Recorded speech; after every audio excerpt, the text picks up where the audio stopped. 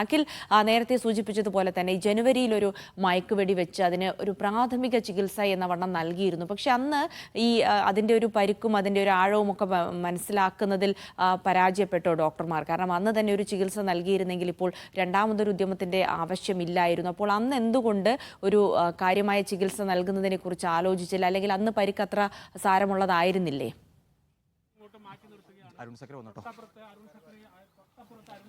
ജിൽസി, ഇപ്പോൾ നമ്മൾ ദൃശ്യങ്ങളിൽ കണ്ടത് അരുൺ സക്രിയുടെ സംഘം ഈ ആന നിൽക്കുന്നതിന് തൊട്ട് പരിസരത്തേക്ക് എത്തുന്ന ഒരു ദൃശ്യമാണ് നമ്മൾ ഇപ്പോൾ സ്ക്രീനിൽ കാണിച്ചത് എന്നുള്ളതാണ്. ആ അരുൺ സക്രിയുടെ വാഹനത്തിൽ ആ ദൗത്യ സംഘം ഇവിടേക്ക് എത്തിക്കുന്നു. അപ്പോൾ ഉടൻ തന്നെ എത്രയും പെട്ടെന്ന് തന്നെ ഇപ്പോൾ അരുൺ സക്രി എത്തിയെങ്കിൽ അല്പസമയത്തിനുള്ളിൽ തന്നെ ഈ ദൗത്യം, അതായത് മയക്കുവെടി നൽകുന്ന ദൗത്യത്തിലേക്ക് വനം വകുപ്പ് കടക്കും എന്ന് തന്നെയാണ് നമ്മൾ മനസ്സിലാക്കുന്നത്. നമ്മളിപ്പോൾ ഈ കാണുന്ന കാടിന് ഈ ഒരു മറവിന് തൊട്ട് ബാക്കിലായിട്ടാണ് ഈ സംഘം എന്തായാലും നിലയുറപ്പിച്ചിട്ടുള്ളത്. എന്തായാലും അവിടെ മറ്റ് ഉദ്യോഗസ്ഥർ ഇങ്ങോട്ട് നീങ്ങുകയും ചെയ്യുന്നുണ്ട്.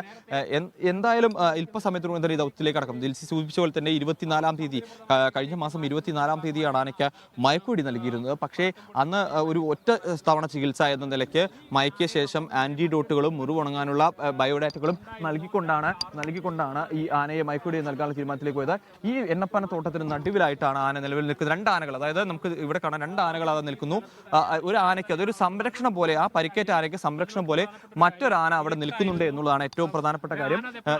നമുക്ക് കാണാൻ കഴിയും, ആനയെ ദൃശ്യങ്ങളിൽ കാണാൻ കഴിയുന്നു എന്നുള്ളതാണ്. രണ്ടാനകൾ ആ മറ്റേ പനകൾക്ക്, എണ്ണപ്പനകൾക്ക് പിന്നിലായി നമുക്ക് കണ്ടോ, തൊട്ടടുത്തടുത്ത് ജിൽസി ആ രണ്ടാനകളും അടുത്തടുത്ത്, അതായത് പരിക്കേറ്റ ആനയ്ക്ക് സംരക്ഷണം എന്ന പോലെ മറ്റൊരു ആന കൂടിയുണ്ട്. അത് വെല്ലുവിളി തന്നെയാണ് വനംവകുപ്പിനെ സംബന്ധിച്ചോളം. അങ്ങനെ ഒരു ആന നിൽക്കുമ്പോൾ ഈ മയക്കുവെടി വെക്കുക എന്ന് പറയുന്നത് എളുപ്പമായിരിക്കില്ല എന്നുള്ളത് തന്നെയാണ് ഏറ്റവും പ്രധാനപ്പെട്ട കാര്യം. ആ രണ്ടാന നിൽക്കുമ്പോൾ മയക്കുവെടി നൽകുക എന്ന് പറയുന്നത് അത്ര വനംവകുപ്പിനെ സംബന്ധിച്ചോളം എളുപ്പമാവില്ല എന്നുള്ളതാണ്. എന്തായാലും അരുൺ സക്രി ഇപ്പോൾ അവിടേക്ക് എത്തിയിട്ടുണ്ട്. അപ്പോൾ ആ മറ്റേ ആനയെ, അതായത് ഈ പരിക്കേറ്റ മറ്റുള്ള ആ ഒരു കൂടെയുള്ള കൊമ്പനെ മാറ്റാനുള്ള ഒരു തയ്യാറെടുപ്പ് അതായിരിക്കും ആദ്യഘട്ടത്തിൽ തന്നെ വനംവകുപ്പിന്റെ ഭാഗത്തും ഉണ്ടാവുക. എന്തായാലും ആന കുറച്ചുകൂടി മുകളിലേക്ക് കയറി പോകുന്നു എന്നുള്ളതാണ് ഏറ്റവും പ്രധാനപ്പെട്ട കാര്യം. ആന ഇപ്പോൾ നടന്ന് നീങ്ങിക്കൊണ്ട് കുറച്ച് മുൻപിലേക്ക് എത്തിയിട്ടുണ്ട്. ആനയ്ക്ക് പുറകിലായിട്ടാണ്, മറ്റേ പരിക്കേറ്റ ആനയ്ക്ക് തൊട്ട് പുറകിലായിട്ടാണ് മറ്റേ ആന വരുന്നത്. അതൊരു സംരക്ഷണം തീർത്തിരിക്കുന്നു എന്ന് തന്നെ വേണം നമ്മൾ ഒരുപക്ഷെ പറയേണ്ടി വരും. അത്തരത്തിലാണ് മുന്നോട്ട് പോകുന്നത്. നമ്മളെ ഇത്തരത്തിലുള്ള ഒരു സാഹചര്യം, അല്ലെങ്കിൽ ഇതെല്ലാം നമ്മൾ കണ്ടിട്ടുള്ളതാണ്, ഇതിനു മുൻപും കണ്ടിട്ടുള്ളതാണ്. അരിക്കൊമ്പനെ പിടികൂടുന്ന സമയത്ത് ചക്കക്കൊമ്പൻ ഇത്തരത്തിൽ അരിക്കൊമ്പനൊപ്പം തന്നെ നിലയുറപ്പിക്കുന്ന സാഹചര്യം ഉണ്ടായിരുന്നു. PT-7 പാലക്കാട് വെച്ച് പിടികൂടുന്ന സമയത്തും ആ ആന ആദ്യം കാട്ടിലേക്ക് പോയി തിരികെ എത്തുമ്പോൾ മറ്റൊരു ആനയുടെ ഒപ്പമായിരുന്നു ഉണ്ടായിരുന്നത് എന്നുള്ളതാണ്. ആ പരിക്കേറ്റ ആന, അതാണ് ഇപ്പോൾ നമ്മൾ ദൃശ്യങ്ങളിൽ കാണുന്നത്. ആ കാണുന്ന പൊടുകണ്ണിക്ക് നേരെ പുറകിലായി തന്നെ ഈ എണ്ണപ്പന തോട്ടത്തിൽ ആന ഉണ്ട് എന്നുള്ളതാണ്. പുറകിലായി മറ്റേ ആനയും തൊട്ട് പിന്നാലെ തന്നെ, അതിനോട് ചേർന്ന് തന്നെ അതിനൊരു സംരക്ഷണം എന്ന പോലെ, അല്ലെങ്കിൽ ഒരു കവചം എന്ന പോലെ തൊട്ട് പിറകെ തന്നെ വരികയും ചെയ്തു. സ്വാഭാവികമായിട്ടും ഈ ആനയ്ക്ക് മറ്റാന കൂടെ നിൽക്കുമ്പോൾ ഈ ആനയെ മയക്കുവെടി വെക്കുന്നത് ഒരു അത്ര എളുപ്പമായിരിക്കില്ല. അതുപോലെ തന്നെ ഈ ആനയെ പിടികൂടുന്നത്, അതായത് ഈ മയക്കുവെടി വെച്ച് നൽകി പിടികൂടുന്നത് വളരെ പ്രയാസമേറിയ കാര്യമായിരിക്കും. അപ്പോൾ കാരണം അതിനടുത്തേക്ക് മയക്കുവെടി നൽകി കഴിഞ്ഞാൽ ആനയുടെ അടുത്തേക്ക് പോകാനും കഴിയില്ല എന്നുള്ളതാണ് ഏറ്റവും പ്രധാനപ്പെട്ട കാര്യമെന്ന് പറയുന്നത്. എന്തായാലും നമുക്ക് പ്രതീക്ഷിക്കാം, അതായത് ഒരു ശുഭപ്രതീക്ഷ തന്നെ ആനയെ പിടികൂടാൻ കഴിയുമെന്ന്. ഒരുപക്ഷെ ആനയ്ക്ക് കൃത്യമായി അറിയാൻ കഴിയില്ല. അതായത് ഇത് ഈ ദൗത്യസംഘം ആനയ്ക്കൊപ്പം ഉള്ളത് ആനയ്ക്ക് ചികിത്സ നൽകാനാണ്, ആനയെ രക്ഷിക്കാനാണെന്നുള്ള. പക്ഷെ ആനയ്ക്ക് ഭയം കാണും. കാരണം ഈ ഒരു മാസം പോലും തികയുന്നില്ല എന്നുള്ള നമ്മൾ ഓർക്കേണ്ടത്. കഴിഞ്ഞ മാസം 24-ാം തീയതി, ഈ മാസം 24 പോലും ആയിട്ടില്ല. ഒരു മാസം പോലും തികയും മുൻപ് വീണ്ടും ഇത്തരത്തിൽ, അതായത് കഴിഞ്ഞ തവണ കണ്ട അതേ കാഴ്ചകൾ ആന വീണ്ടും കാണുന്നു. സ്വാഭാവികമായും ആനയ്ക്ക് മനസ്സിലാകും ഇത് കഴിഞ്ഞ തവണ ഉണ്ടായതുപോലെ തന്നെ ഉണ്ടാവാനുള്ളതാണ്. അപ്പോൾ സ്വാഭാവികമായി അതിൻ്റെ ഒരു ഭയം ആനയുടെ ഉള്ളിൽ ഉണ്ടാകും എന്നുള്ളതാണ്. അപ്പോൾ അതിൻ്റെ ഒരു തയ്യാറെടുപ്പ്, അതിൻ്റെ ഒരു മുൻകരുതൽ ആനയ്ക്കുണ്ടാകും. ഇത് നമ്മൾ കരുതുന്ന പോലെയല്ല. അതായത് നമ്മൾ ചിന്തിക്കുന്ന സാധാരണ രീതിയിൽ നമ്മുടെ നാട്ടിൽ കണ്ടുവരുന്ന ആനകളുടെ ഒരു സ്വഭാവം ഒന്നും ആയിരിക്കില്ല ഇതിലൊക്കെ. വന്യമൃഗങ്ങളാണ്. അവയ്ക്ക് അവയുടേതായ, അതിൻ്റേതായ, വന്യമൃഗങ്ങളുടേതായ ഒരു തയ്യാറെടുപ്പുകൾ, അതിൻ്റെ ഒരു രീതി അതിനുണ്ടാകും എന്നുള്ളതാണ്. അപ്പോൾ ആ ആന അതിൻ്റെ ഒരു മുൻകരുതലുകൾ, തയ്യാറെടുപ്പുകളും എല്ലാം എടുക്കും. അപ്പോൾ അത്തരത്തിൽ തന്നെയാണ് ആന ഈ മുന്നോട്ട് പോവുകയും ചെയ്യുക. എന്തായാലും ആനയെ ഇപ്പോൾ ദൗത്യസംഘത്തിന് മുൻപിൽ, അല്ലെങ്കിൽ രണ്ട് ആനകൾ ഉണ്ടെങ്കിൽ പോലും ഈ ദൗത്യസംഘത്തിൻ്റെ നിരീക്ഷണത്തിൽ, ആ നിരീക്ഷണ വലയത്തിൽ തന്നെയാണ് ആന ഉള്ളത് എന്നുള്ളത് ഏറ്റവും വളരെ ഒരു അനുകൂല ഘടകമായിട്ടാണ്.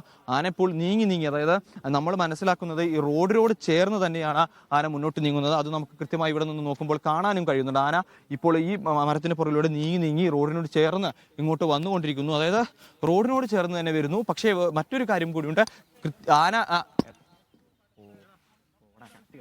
ആന ഇപ്പോൾ വന്നുകൊണ്ടിരിക്കുകയാണ്. അതിലൊരു പ്രശ്നം എന്ന് പറയുന്നത്, ആന നീങ്ങി വരുന്നത് ഈ പുഴയുടെ ഈ ഒരു വശത്തേക്ക് തന്നെയാണ്. പക്ഷേ അത് ഇവിടേക്ക് ഇറങ്ങുമോ എന്നുള്ളതാണ് കാണേണ്ടത്. ആന ഇപ്പോൾ നീങ്ങി ഈ റോഡിനോട് ചേർന്ന് ഈ മരക്കൂട്ടത്തിന്റെ പുറകിലായി തന്നെ ആനയുണ്ട്. കുറച്ച് മുൻപ് പോലും നമ്മളിപ്പോൾ ആനയെ കൃത്യമായി കാണുന്നു. നമുക്ക് ഇവിടെ നിന്നാൽ ആനയെ കൃത്യമായി കാണാൻ കഴിയുന്നുണ്ട് എന്നുള്ളത് തന്നെയാണ് നമുക്ക് മനസ്സിലാക്കുന്നത്. ആന അവിടെ നിലയുറപ്പിച്ചിട്ടുണ്ട്. അപ്പോൾ അത് വരുന്നത് ഇങ്ങോട്ടാണ്. പക്ഷേ ഈ റോഡിന് ഇപ്പുറത്തായി അത് ആ മണ്ണ് വാരിയിടുന്നു എന്നുള്ളതാണ് ഏറ്റവും പ്രധാനപ്പെട്ട കാര്യം എന്ന് പറയുന്നത്. ആന അവിടെ നിന്നുകൊണ്ട് മണ്ണ് വാരിയിടുകയാണ്. അത് ആ ആനയുടെ പതിവ്. അതായത് ഈ മുറിവിലേക്ക് ഈച്ചയും മറ്റും വരുമ്പോൾ ആന തുടർച്ചയായി തന്നെ ഈ മണ്ണ് വാരിയിടുന്നുണ്ട്. കാരണം ആനയ്ക്ക് അത്രത്തോളം അവശത അവിടെയുണ്ട്. അപ്പോൾ അത് കൃത്യമായി തന്നെ ആന വീണ്ടും തുടരുന്നു എന്നുള്ളതാണ്. പക്ഷേ അത് റോഡിനോട് ചേർന്ന് തന്നെ ആണ് നിലയുറപ്പിച്ചിരിക്കുന്നത്. പക്ഷേ അതൊരു ചെങ്കുത്തായ പ്രദേശവുമാണ്. ആനയ്ക്കൊപ്പം മറ്റൊരാന നിലയുറപ്പിക്കുകയും ചെയ്യുന്നുണ്ട് എന്നുള്ളതാണ്. എന്തായാലും വനം വകുപ്പ് ആനയെ തുടർച്ചയായി പിന്തുടർന്നു. റോഡിന് ഇപ്പുറത്ത് വനം വകുപ്പും റോഡിനും അപ്പുറത്തായി നമ്മൾ നേരത്തെ കണ്ട ഫ്രാൻസിലുള്ള റോഡിനപ്പുറത്തായി ആനയും നിലയുറപ്പിച്ചിരിക്കുകയാണ്. സ്വാഭാവികമായും ഈ ആന തിരിഞ്ഞു നിൽക്കുന്നത് ഈ പുഴയോട് ചേർന്ന ഭാഗത്താണെങ്കിലും വനം വകുപ്പ് അവിടെ നിൽക്കുന്നതിനാൽ ആന ഒരു കാരണവശാലും അങ്ങോട്ട് നീങ്ങില്ല. അതായത് ആന ഇപ്പുറത്തേക്ക് വരില്ല എന്നുള്ളതാണ് നമ്മൾ പ്രതീക്ഷിക്കുന്നത്. ഈ പുഴ ഭാഗത്തേക്ക് വരില്ല. പുഴ ഭാഗത്തേക്ക് വീണ്ടും ആന തിരികെ എത്തുകയാണെങ്കിൽ അത് വലിയ പ്രതിസന്ധി തന്നെ വനം വകുപ്പിന് ഉണ്ടാകും. അല്പസമയം അവിടെ നിന്ന് മണ്ണ് വാരിയിട്ട ശേഷം ആന കുറച്ചുകൂടി മുൻപിലേക്ക് നീങ്ങിയിരിക്കുന്നു. ആന ഇങ്ങനെ നീങ്ങി അതായത് നിലവിൽ നിൽക്കുന്ന സ്ഥലത്തു നിന്നും കുറച്ച് മുൻപിലേക്കായി അങ്ങനെ നീങ്ങി വരികയാണ് എന്നുള്ളതാണ്. ആന ആദ്യം നിന്നിരുന്നത് ഇപ്പോൾ നമ്മൾ ഈ കാണുന്ന ഒരു 100-150 മീറ്റർ അപ്പുറത്തായിരുന്നു. അപ്പോൾ ഈ ഒരു സമയത്തിനുള്ളിൽ നമ്മൾ ഈ ലൈവ് നിൽക്കുന്ന ഈ സമയത്തിനുള്ളിൽ തന്നെ ഇത്രയും ദൂരം ആന നടന്ന് നീങ്ങി വന്നിരിക്കുന്നു എന്നുള്ളത് തന്നെയാണ്